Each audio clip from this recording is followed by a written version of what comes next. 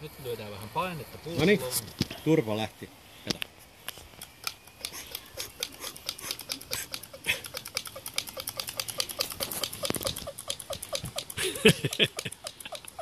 Mutta tuo ääni.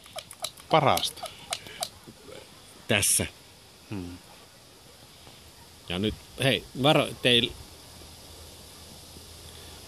Minne se tuli heitetään? Nyt tonne pesään. Niin, mutta koska? Tuonne annetaan vähän ensin silleen niinku Ja sit mennään kauas. Sitten katsotaan, ettei Missä sun kulmakarvat on? Ne meni. Joo. Kato. Ei. Ja korkea polviasento. Hei, Huomaa. Korkea polviasento. Joo. Nimenomaan. Tossa vaiheessa pitäisi kääriä hihat. Eikö se... Hei, mikä on laukas? Se on aukesi tonne väliin.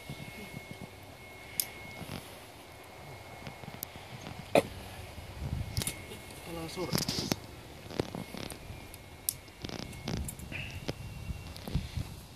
Olisi pitänyt ottaa jotain pitkiä tulitukkoja. Sepä se. Ei nyt siihen ehkä tuli eloa. Joo, nyt tuli Joo. elo. Nyt näkyy täällä.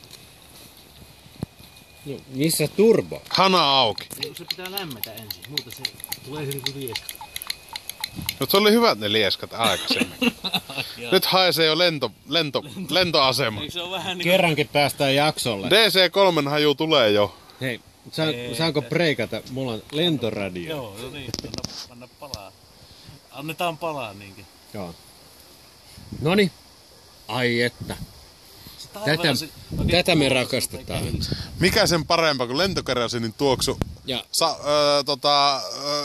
Missä me ollaan täällä? Niin, Vastahankasalmella keskiviikkoiltana, niin mikä sen parempaa? siitä taisi mennä Spitfire ohi. Joo, meni näköjään, joo.